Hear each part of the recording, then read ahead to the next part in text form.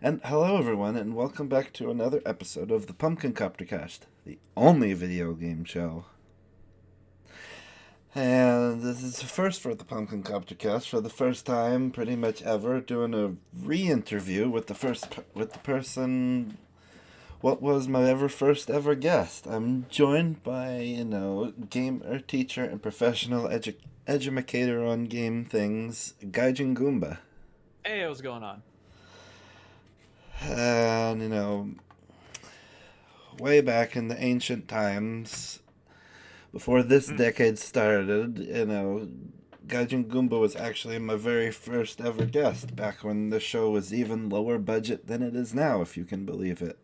How long ago was that exactly? Because I do remember. I just can't remember how long exactly. Let's see, let's boot up the old internet. Let's step into the Wayback Machine.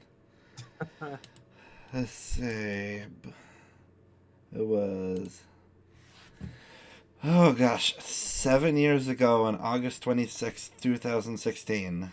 Dang. I knew it was a while. I just wasn't sure how long a while. Yep. And I mean, I have an actual computer to do this interview on because the first time we chatted, I was on my what was probably at the time already old MacBook Pro, like Mm. on a laptop with the little like app, voice recording app you buy for Skype, and oh Mm. gosh. And since then, it's been quite a ride. Yeah, yeah. So let's see, Mr. the Goomba, for all my seven of listener. How about we'll see, oh yeah, but before we actually get to the word talky parts, we'll start with with all my guests' favorite game show, whether they like it or not. Have a rousing game of Yu-Gi-Oh or Dark Souls. I don't actually play either. As I don't think that'll have any weighing in on either one, but what do Yu-Gi-Oh and Dark Souls have in common? Both franchises have monsters that have, ridiculous names that's if that to an outsider sound like a dictionary had a nightmare. And so what I'm going to do is I'm going to list off three names, and Mr. the Goomba here is going to try and guess if they are from Yu-Gi-Oh. No, what if literally any subject you can possibly think of, but in card games, or Dark Souls. The games that are famous for dying all the time. I'll do my So best then. yeah, let us start. We will start with,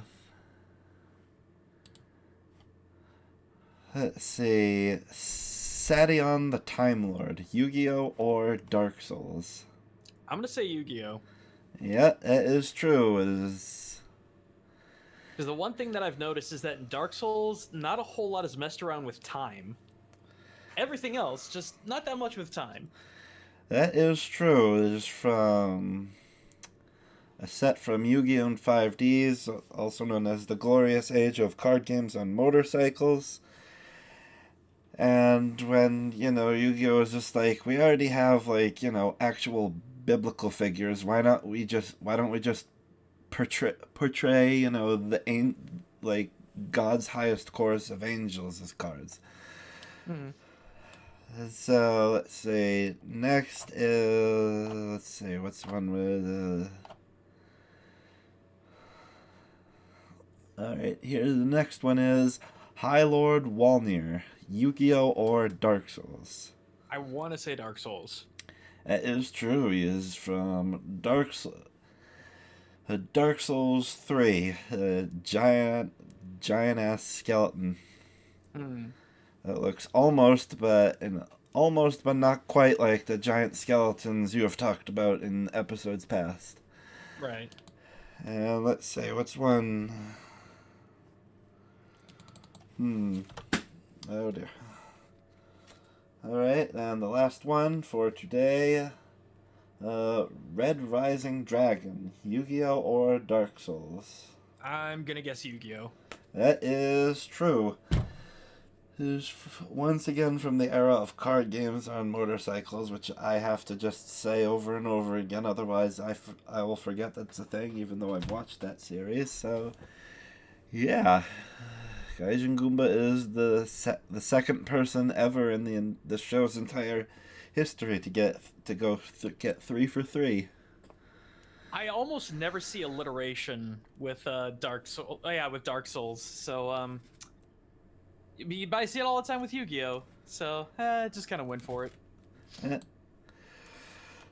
So, since it has been like what feels like an unfathomably long stretch of time since you were last here, Mr. the Goomba, if you wouldn't mind, how about a reintroduction of yourself and what you're all about in this internet? Well, for the last decade or so, my shtick has always been tangential learning through video games, expanding into other forms of pop media, movies, anime, things like that from time to time. Working on a couple of different projects though. Um, but yeah, I've been under the game theorist for 6 years. That was a while ago. I've been streaming for probably 6-7 years, give or take. My new obsession is orcs and 40k and other tabletop related things because it just feels nice, feels fresh. Mm-hmm.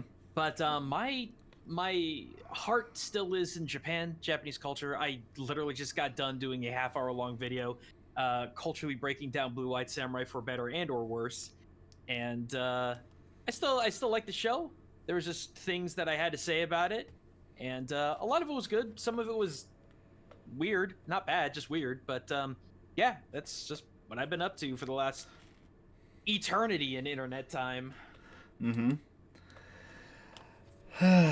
So, if you and most of the internet recall, back in September, the world got slightly less horrible when Nintendo announced that, at some time in this year, 2024, that, Paper Mario: The Thousand Year Door would be gracing the Nintendo Switch, and brings back many a beloved character. And now I genuinely can't remember if I asked you this the first time, because again, 7 years. Mm-hmm. Oh golly gee. But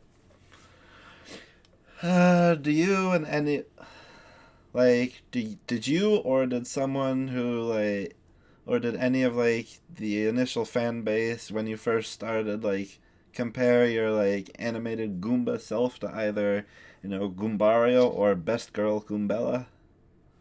From time to time that happened. Just because it was this whole idea of Goomba plus intelligence or education or book smarts and whatnot. But you'd be surprised at how often that didn't really come up. Mm-hmm. So yeah, no, it was just and I wasn't even gunning for that either. That was just a really weird coincidence that it just turned out that way. Okay. And so, I'm pretty sure I never asked the first time around, but I mean, everyone loves these weird little chestnut people, but why did you decide to, make the Goomba a central part of your online self? A large part of it was mechanical, believe that or Mm-hmm. not. I do love alliteration, and just Gaijin Goomba just kind of rolls off the tongue really, really well, despite the fact that it's a word that at the time not a lot of people knew or used very often. Now it's used all over the place all the time. But it was something that people kind of would remember a lot more easily.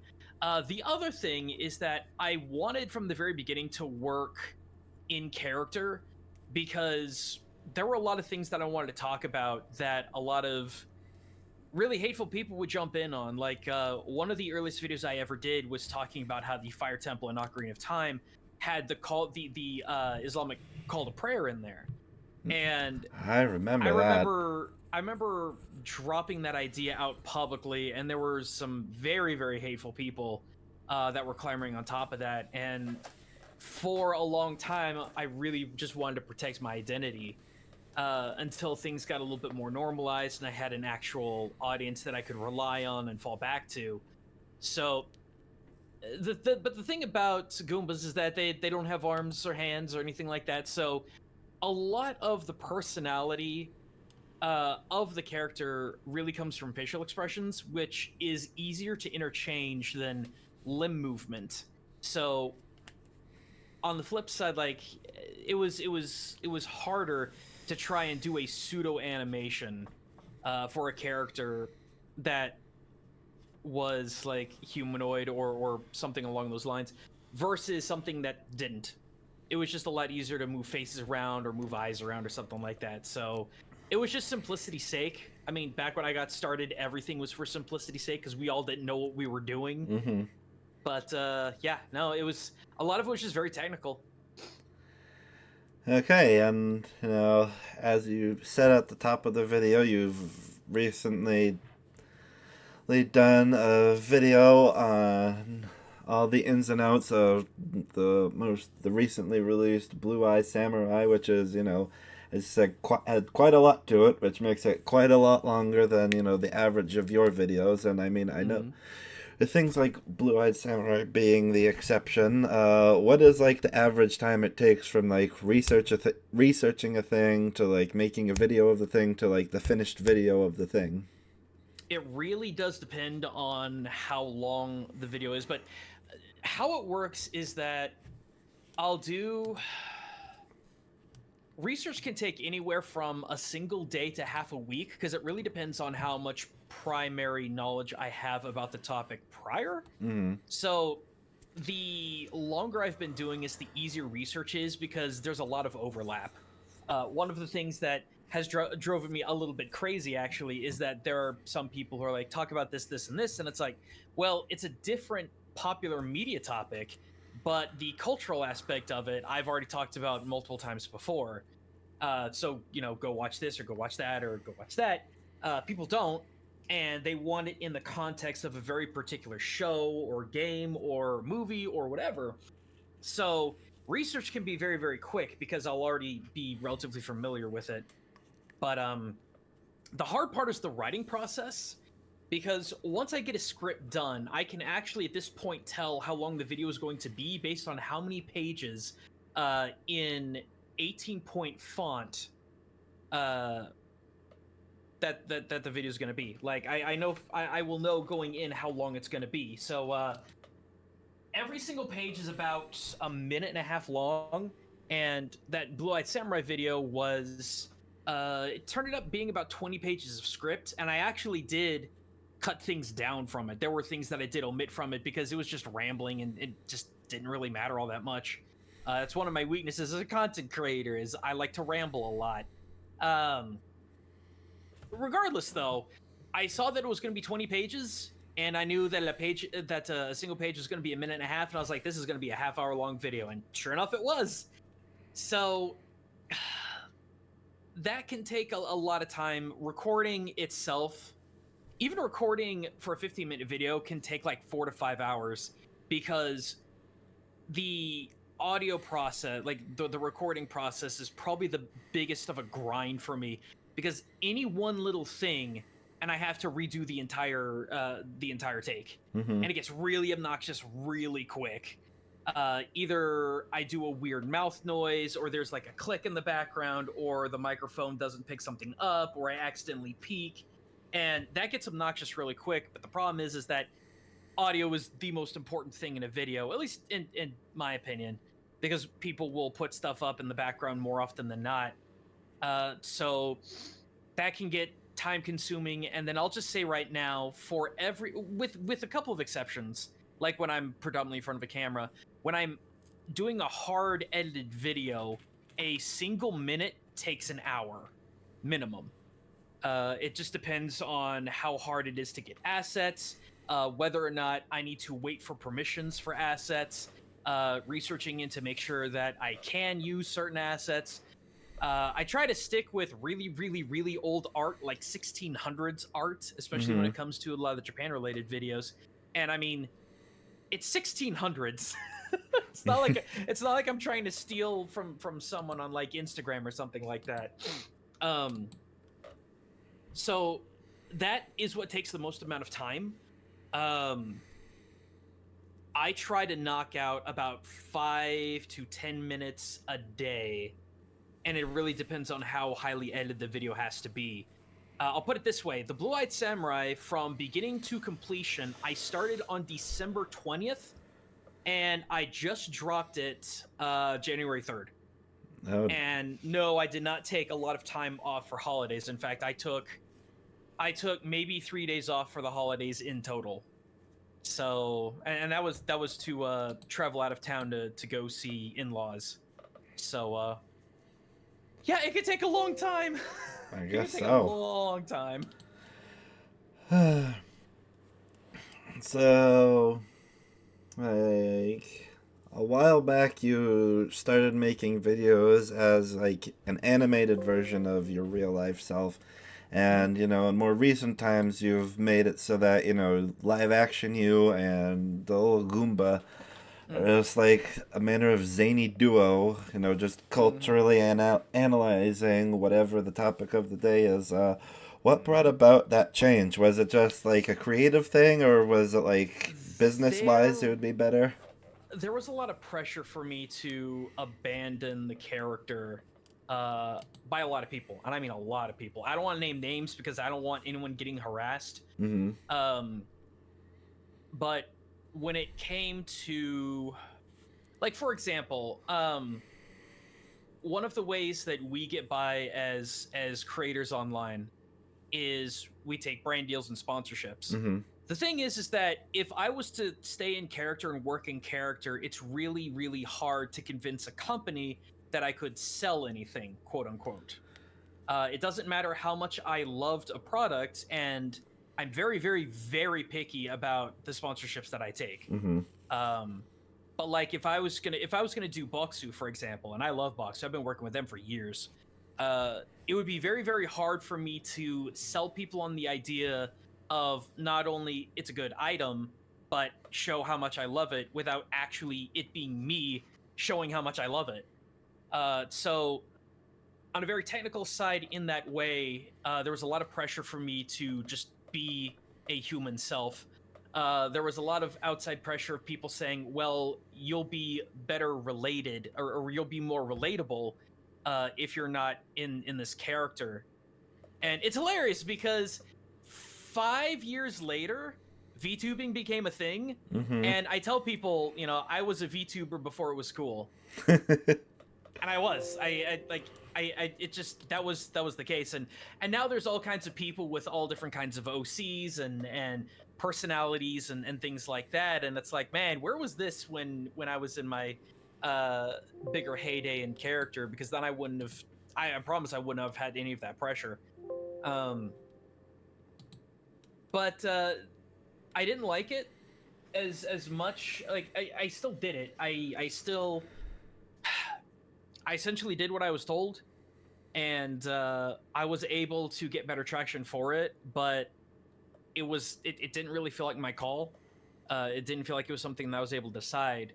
And once I had more attention placed on my own personal channel away from the theorists, I wanted to continue to use Little G and bring it back and bring back that sort of unique presentation and more or less fun, not funny, but fun, Mm-hmm. that I had a couple years prior to all those changes. And so now Little G basically acts as one of two things. He either acts as an audience surrogate, where if I can think of things that an audience would argue, and I don't mean like on an annoying level argue, I mean like these are legitimate things that an audience would say. I want Little G to be the mouthpiece of that, so I can address the things that I think people are going to want to hear about. Um, but the other thing that it represents, and the things that he's represented for a very, very, very long time, is my general enthusiasm for Japan. Um, he as a character is the infusion of the nerdy, almost cringe levels of hype and excitement and love and passion that I have for Japan, Mm-hmm. for its language, for its culture, for its history, and it's still there. Sometimes Little G will act as my foil in order to get a point across, and I've had people say, "Oh, you just made him into a straw man." It's like, no, not really, because anytime that I've ever had him talk, it was always to make a very important point. Um, but yeah, it just at first it was a forceful kind of thing, Mm-hmm. and then people got used to me being me, but I didn't want to give up Little G, so I kept him around and gave him a different role, and people still tell me that they like him, so I'm not getting rid of him anytime soon. All right. I mean, and what is? I mean, you said that in the early days you did what you did, for simplicity, because as you said, back in yonder days, a lot of the people who like you who have made a living doing this didn't know what they were doing in the beginning, but Mm. aside from doing things for like simplicity's sake or like not like being new to this line of work, what would you say is different about how you research topics, now compared to like when you started? Compared to now, um, I would kind of go a little crazy. Like, I would find an idea and I would just roll with it as hard as I could. Um, and it was easier too.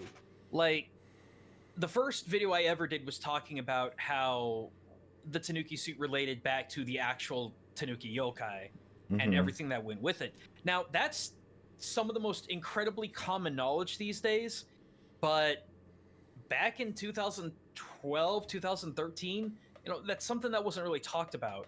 Not really.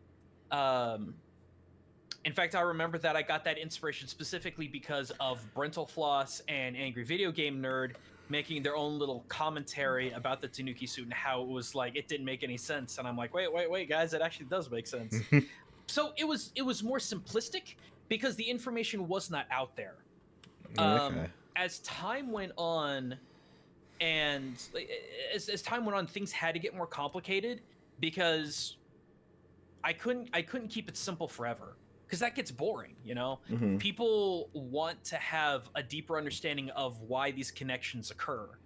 Uh, One of those big examples was like the video I did on Bowser a long time ago on the Theorist channel.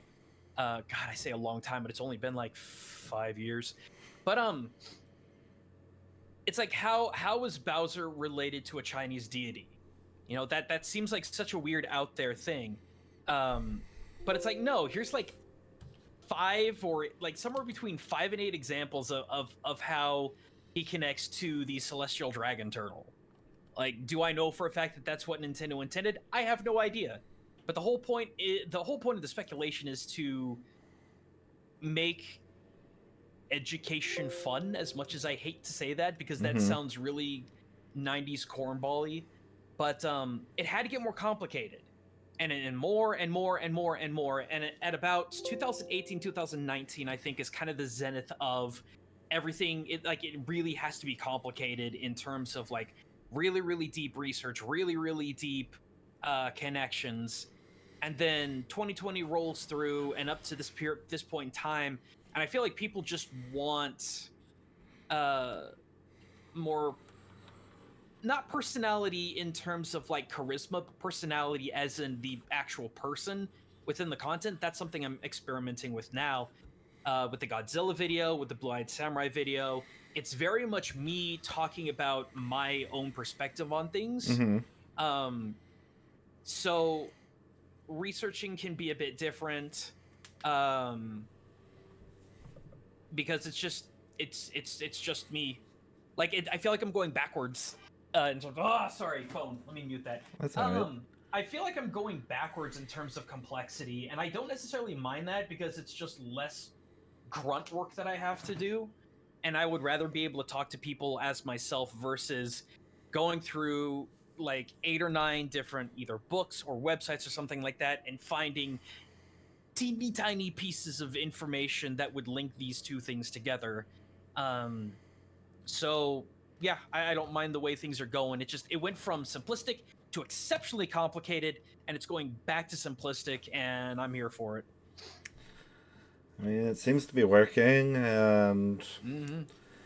I, I remember way back in the day when I was still in college, I showed my French cinema teacher your video on like how French Kalos was back when Pokemon X was the new hotness, and I'm Mm-hmm. pretty sure she what and she was from France herself, and she was quite impressed on that Mm. how much French was in this game about weird animal monsters.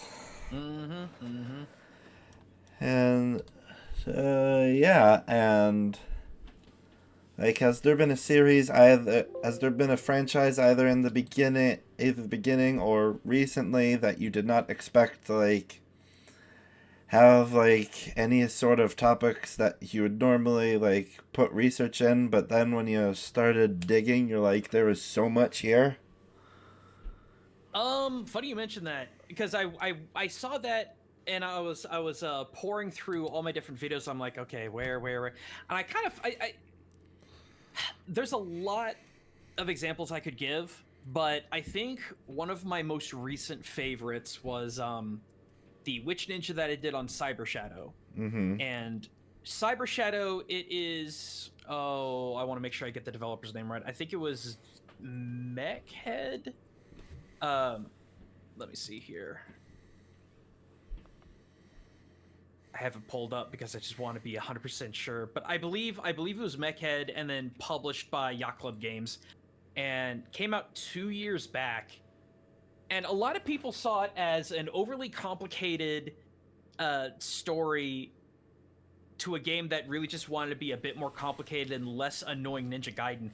But the one thing that I berate people in that video for is not paying attention to the story, because this is the only video game I have ever seen, and I really mean ever seen, where they actually took into account how Shinobi would perceive spirituality, death, and the afterlife.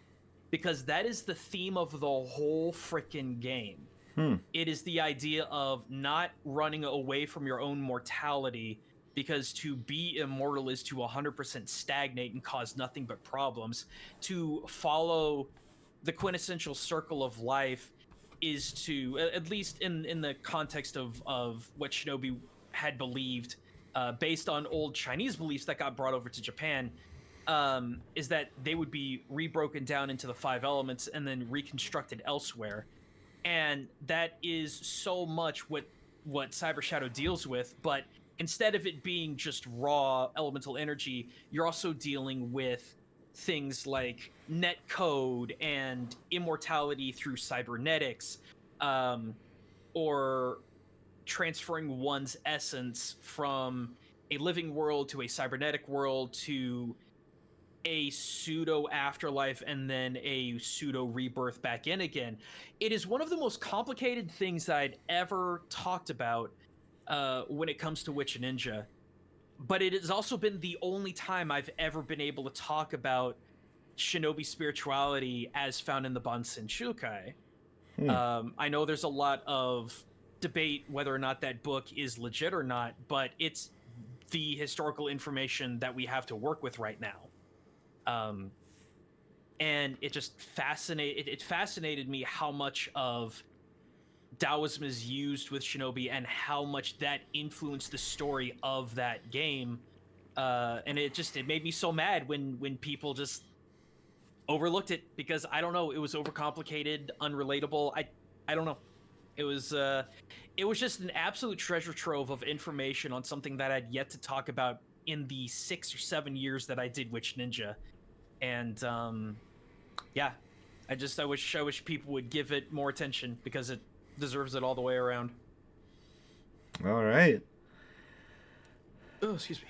I mean, like, I don't, do research on things like you do for a living, but I had a similar moment, not too long ago when, bringing this up because Capcom has got enough of their butts and are releasing, like, the the fourth, fifth, and sixth Phoenix Wright games onto Mhm. Nintendo Switch, and Phoenix Wright has always had what to well, to me anyway, like those moments like in the very earliest days of Pokemon with the jelly donuts, where like this is a very like I don't know, very Japanese food or a Japanese style of like house or just like holiday or something like that. But they're Mhm. like, oh no, it's in America.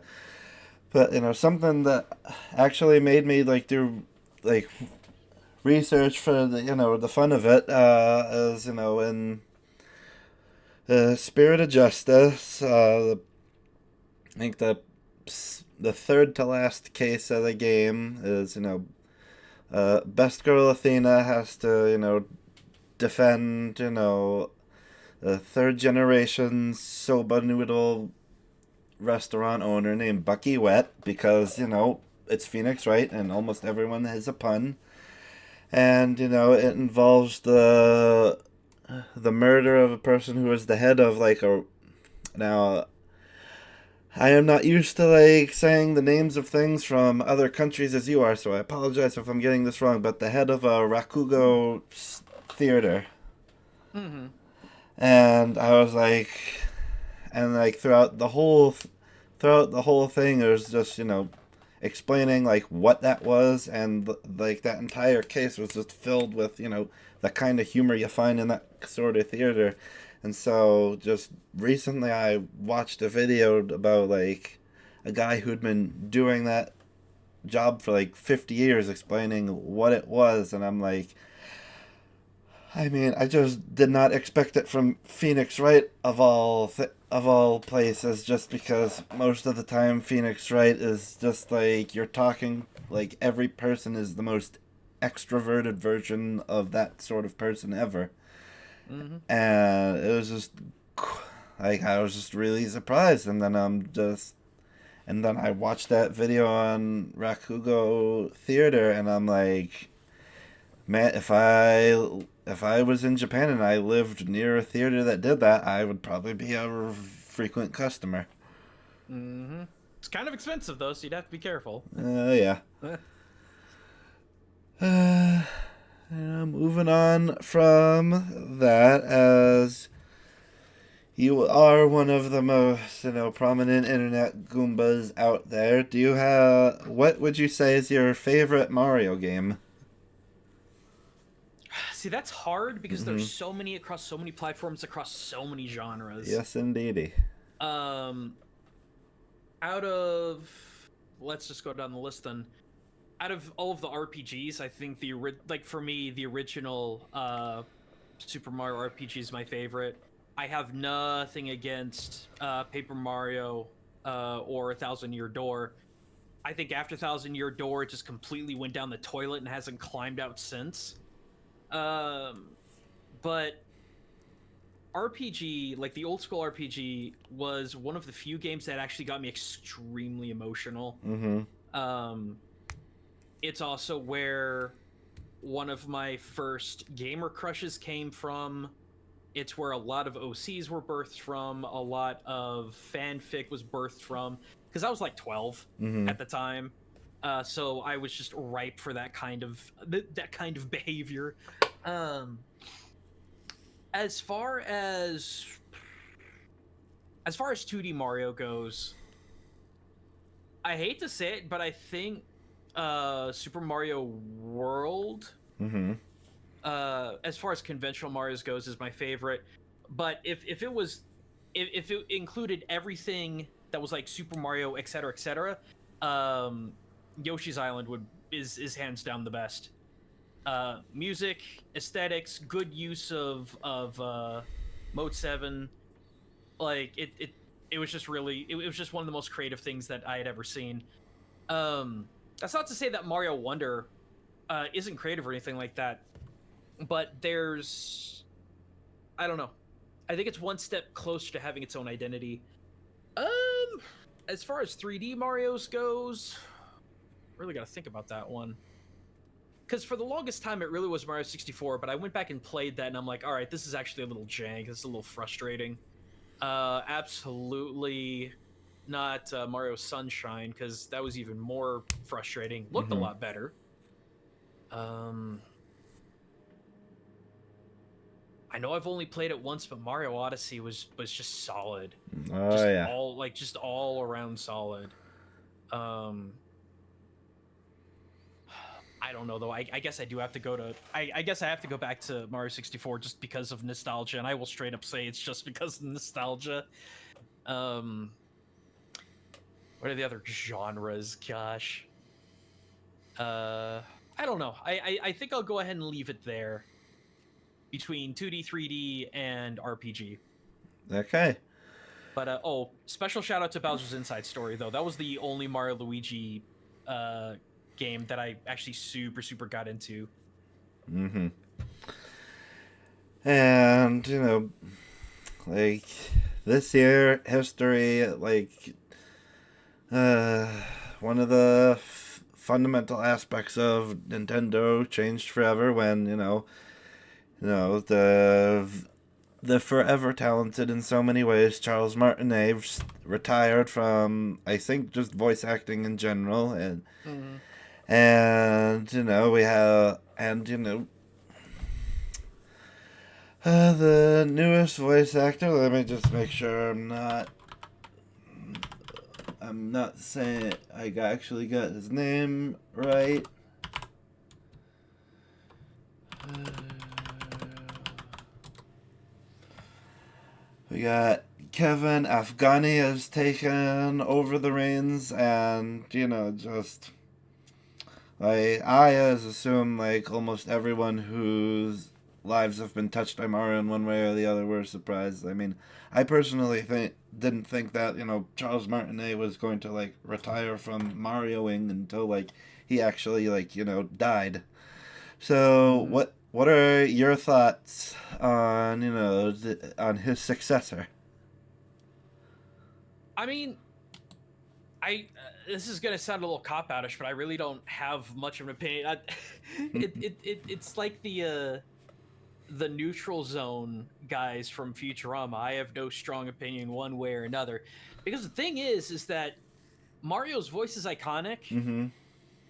but he doesn't say a lot. Yeah. The thing about the Mario games is that, with some rare exceptions, especially when it comes to Wario and Waluigi, it's more about sounds and quick little phrases that might as well be sounds versus actual like sentences and paragraphs and things like that. Because it's like I remember when the Mario movie was announced and it's like, oh, Charles Martinet actually isn't voicing Mario. I'm like, yeah, that checks out, because I don't know if people would want to sit around for 2 hours listening to this right here, woohoo. It just, I don't know if it would gel very well. Because it is a funny voice that fits perfectly for what needed to be done with Mario. Um, so honestly, there are so many people that like just now I did a stupid impression of it. I didn't even try. So when I think about the people that actually are trying to replicate the quote unquote Mario voice, it's like, yeah, it's not hard to do necessarily. I know that there was probably a huge filtering process to make it sound to make it sound as close to Martin as possible. Possible, but I don't think it really matters that terribly much, just because of how minimalistic it is. It's still important, but still. And it's not that Charles Martinet doesn't have anything else to do. I mean, he voiced oh gosh, I can't remember that dragon's name, like Parthenax, something like that from Skyrim. Like the one good dragon that helps you on the main quest. That was him. And people forget that. Like, I guess that's a sign of a good voice actor, but voice actors do more than just the one really iconic thing that they're known for, and there will come a point where either they don't want to do it anymore or they can't do it anymore.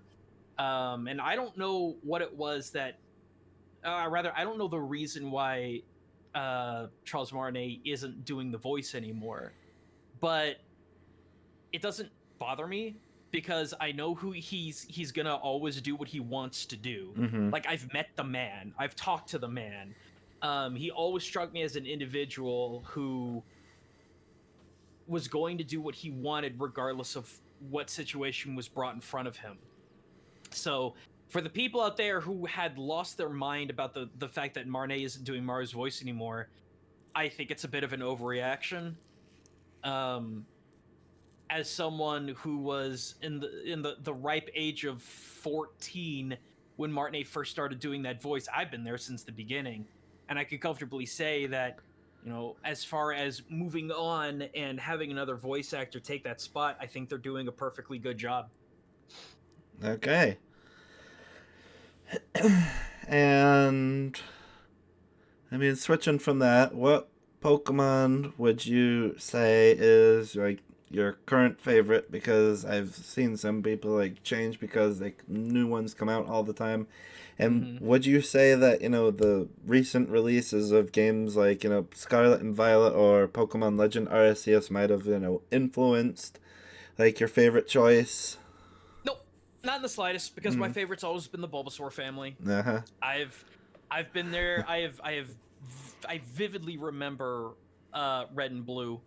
I vividly remember from the very beginning what my favorites were going through, and I know a lot of people are going to be like, you're a Pokemon boomer, and it's like, yeah, sure, I guess you can call me that, but I've been there since the beginning, and nothing is ever going to take away my love of the Flower Frog. So, whatever. I mean, like, as we've seen, Pokemon Legends Arceus kind of both literally and metaphorically changed the game, and Scarlet and Violet has kept those changes. Have, the more recent Pokemons have caused you to, like, appreciate a Pokemon and that you already liked in, like, an entirely new way? Not really. Because I'm be real, I don't think Pokemon's changed very much at all. I know that may not be the most popular opinion, but I really, for the life of me, don't think it's evolved all that much. I loved Arceus for the changes that they made, because it wasn't just go fight, travel somewhere else, go fight. And I get that that's the whole point of an RPG. But I've kind of it got stale for me. That's why that's why I haven't really shaken much in terms of what my favorites are, which ones I enjoy more, because the franchise itself hasn't changed all that much. They just keep adding more. They heap more onto the pile of the same thing. Maybe if there were some major gameplay tweaks, maybe I would find more appreciation with others, but at this point it's just I kind of like what I like, because it's just what it always has been. All right. That's a perfectly good answer. I mean, for myself, like when Legends Arceus came out, I mean, I guess spoilers for that, but like one of my favorites was Spiritomb, just because of how friggin' weird it was and is. And then, that side quest, and then there was like your video on that side quest and what, Spiritomb like spun off from, and I'm just like, I love this weird little spooky jar thing. I mean, I gained some appreciation, like the Frostlass video that I dropped not too long ago. I gained more appreciation for Frostlass because of what they did with it narratively. But again, this is Arceus. Arceus was the one game that made the most changes in terms of how side quests work, how discovery works, how filling your decks out works. Like that, I wanted more of that going forward, and I feel like Scarlet and Violet went backwards in a lot of ways. And I just think for what it was, I thought the side quest gave it made the narrative better, and it did make me appreciate other Pokemon. Don't get me wrong, but mechanically nothing really did, because mechanically nothing really changed all that much. But no, I wish it was like I wish Pokemon was a little Skyrim-y, if that makes any sense, where you just find things and they don't have to be complicated. Like the Spiritomb side quest or the Frostlass side quest, they were legit side quests, and they felt really good to do. And I couldn't invest myself enough in Scarlet and Violet to try to find them because I couldn't find them. I don't even know if they're there. So Okay.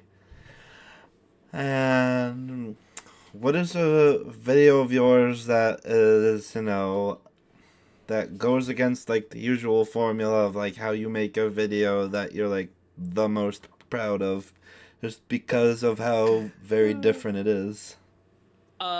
the video entitled "How Orcs Saved My Life!" ellipsis yes really exclamation mark. That is the first video where I had done something so completely dramatic and dramatically different that I had ever done.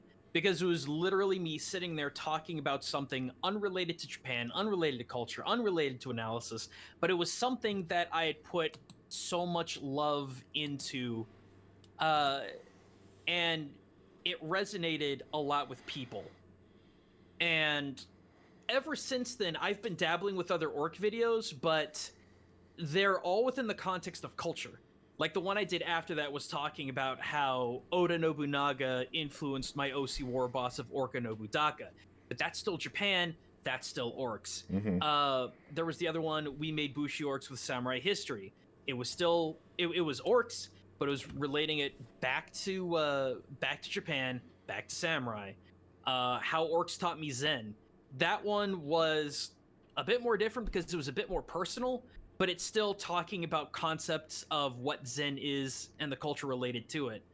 Nothing I have done went back and really just tapped into the love that I had for 40k and orcs in general. I want to change that very, very soon. I don't want to announce anything too early, but things are in the works.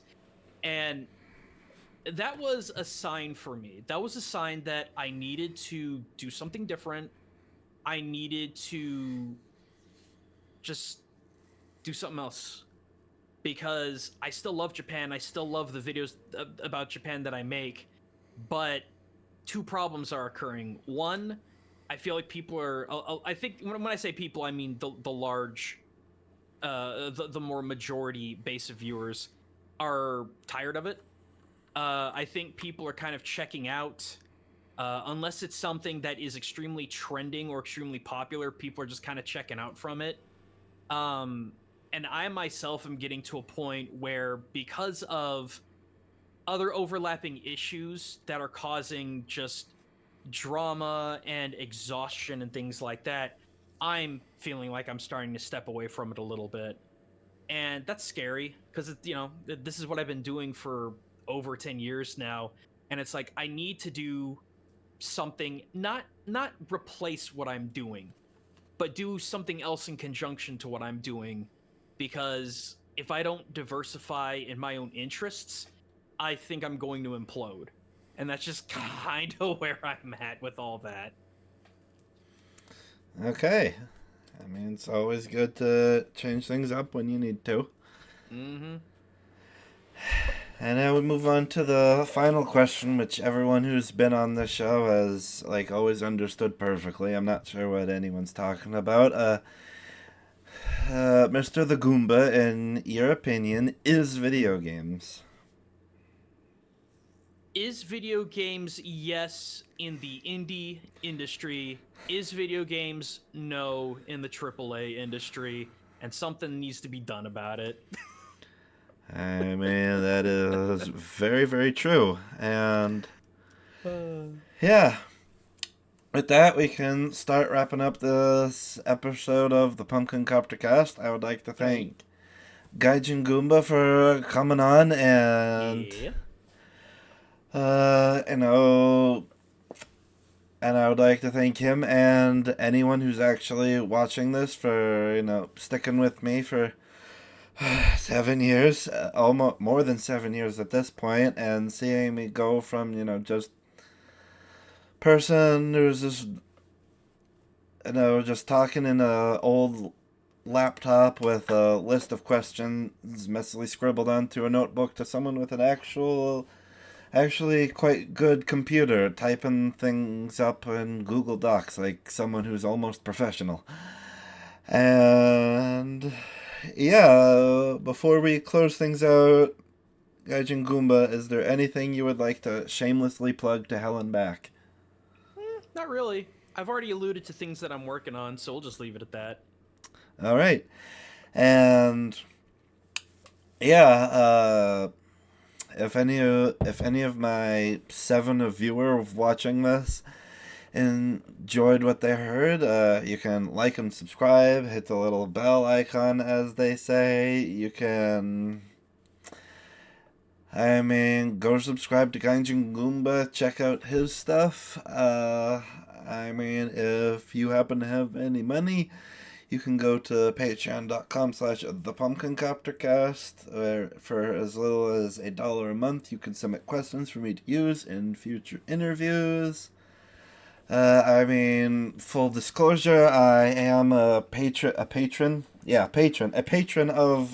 Goomba's Patreon, and supported him at a certain tier level. I mean, why not? Dude deserves the money. I appreciate it. I happen to have money because I hoard it. My name is Smaug. And yeah, and just before we finally say goodbye, if you want to hear some slightly more coherent ramblings from me, me and my friend Tom host Gotta Recap 'Em All, where God is a horse, so nothing is off limits, where we recap the entirety of the Pokemon anime. Yes, all of them. Even the one with Porygon that got banned because of the seizures. Yes, the one with the guns. The one where Ash gets guns pointed at his face several times, and he gets shot at a lot. Yeah. So if you want one of the most incredibly comprehensive things I've ever done, and you love nerds talking about anime, and one of the most iconic boys in anime, go to that. And till next time, everyone, this is Tyler and Gaijin Goomba signing out.